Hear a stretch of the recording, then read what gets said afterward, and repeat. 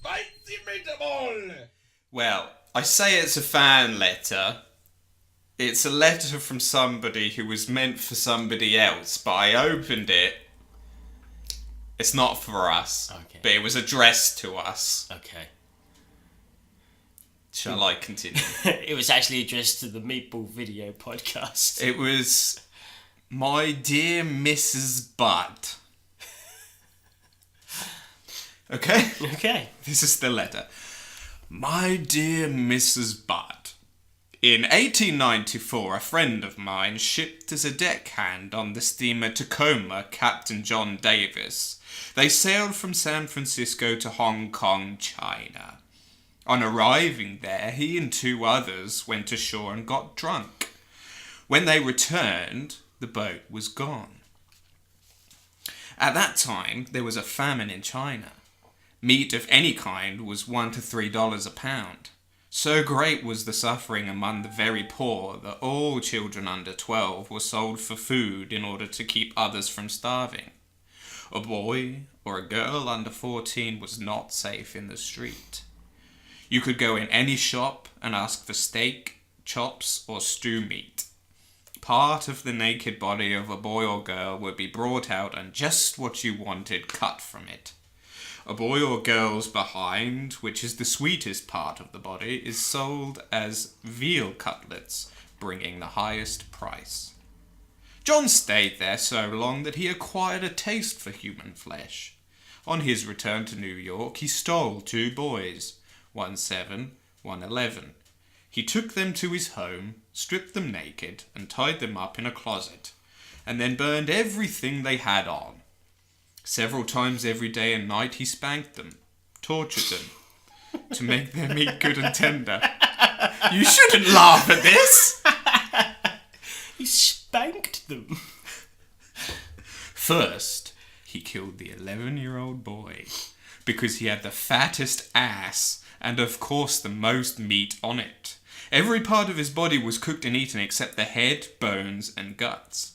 He was roasted in the oven, in brackets, all of his ass.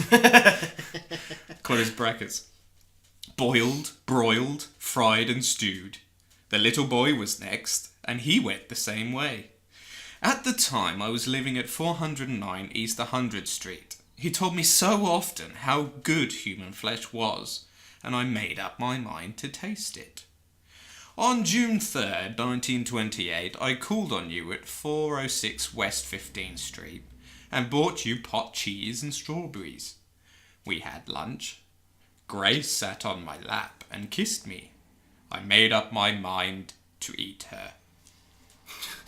On the pretense of taking her to a party, you said yes, she could go. I took her to an empty house in Westchester I had already picked out. When we got there, I told her to remain outside.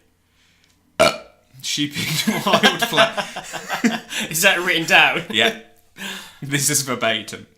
She picked wildflowers. I went upstairs and stripped all my clothes off. I knew if I did not, I would get her blood on them. When all was ready, I went to the window and called her.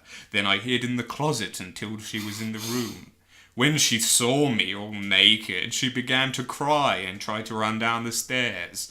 I grabbed her and she said she would tell her mama. First, I stripped her naked. Oh, how she did kick, bite and scratch. I choked her to death, then cut her in small pieces so I could take the meat to my rooms, cook and eat it.